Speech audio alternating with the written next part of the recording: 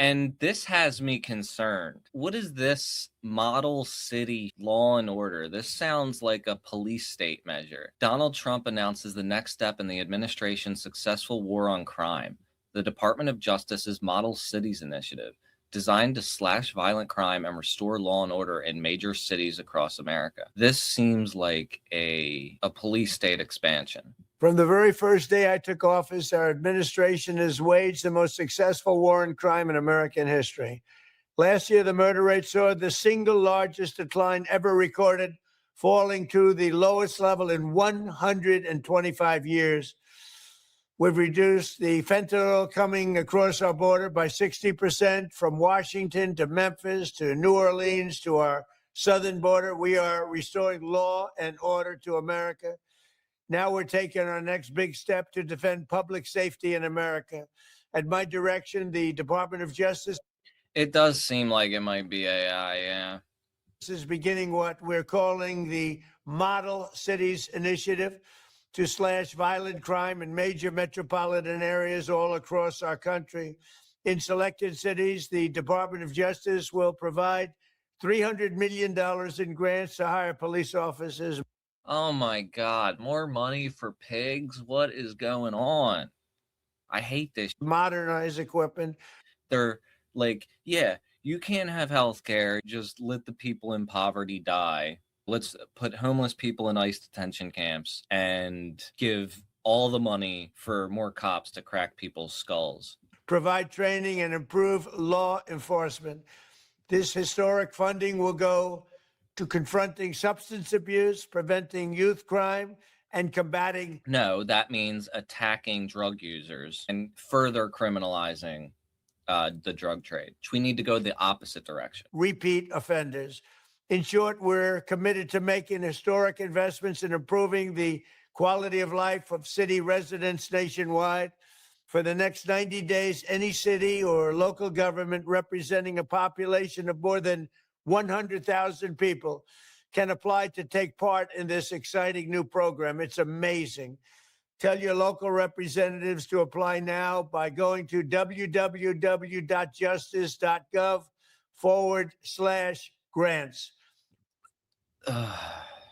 With your help, we will put more police on our streets, and we will put dangerous criminals behind bars where they belong, and we want to keep them there. Thank you very much.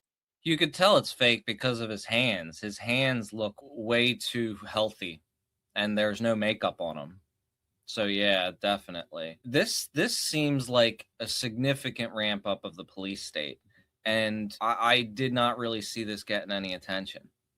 Here's Todd Blanche talking about it. Now, cities have to opt into this, but I assume they will, because Democrats love the cops too. And I have a hard time believing that a lot of this is going to be rolled back. You know, if somebody else gets into power, if another administration is able to get into power, they might take the UFC ring down. They'll probably do that. They'll probably get rid of the ballroom or modify it, I guess. Well, unless it has a bunker, then they're going to use that. All of the superficial stuff they'll fix, but I don't know if they're going to roll back the ICE detention centers. I don't think they're going to be rolling back the wars. So it's very disturbing, because remember, we thought that they were going to do that after Bush. We thought they were at very least going to close Guantanamo Bay down and give it back to Cuba, but that didn't happen. President Trump promised the American people that this administration will restore law and order, back the blue, and make America safe again. We have already seen incredible success in Washington, D.C. and Memphis, Tennessee, and now the Department of Justice is excited to announce the next step in that commitment, the Model Cities Initiative.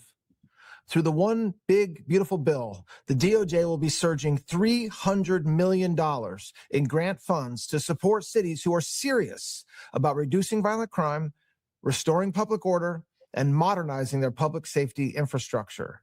This money will be awarded to 2 to 4 cities. You know what they did here? They did not put the teleprompter at the same elevation as the camera, because you see how he's looking down like that? With a population of 100,000 or more who hope to make their cities safer and more secure. The strongest applications will not come from one office or one representative acting alone. They will come from jurisdictions that offer true partnership, where the mayor He's squinting too. I have a really, really interesting story about this guy and his family in a minute. the prosecutors, the sheriff, police leadership, and other key officials are aligned behind one public safety plan. We want to see a whole of government approach and commitment, one application, one strategy, and a clear explanation of how these dollars will be used to improve law and order. President Trump, this Department of Justice, and this initiative is focused on results. Apply now at That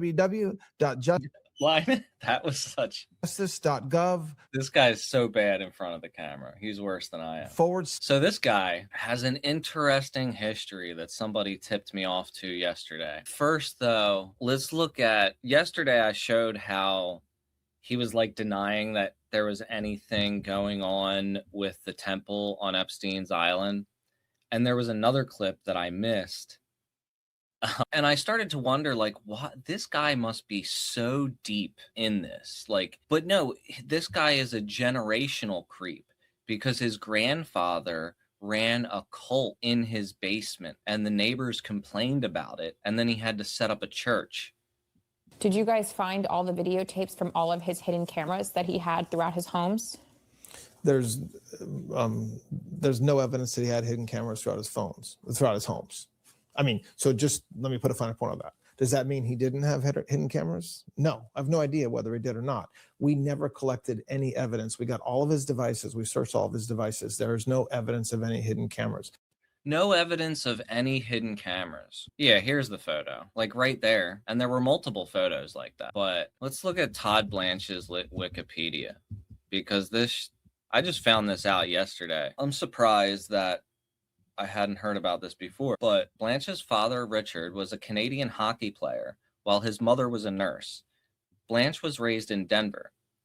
Richard managed a religious congregation, the Faith Bible Fellowship, in his basement. After complaints from his neighbors, the authorities deemed the congregation to be a zoning violation. Richard was cited for contempt but vowed to preach from prison and appeal the ruling. The Colorado Supreme Court later ruled against Richard. The Blanches moved to Gainesville, Florida in 1987 over the incident. So he was brought up in a really weird family.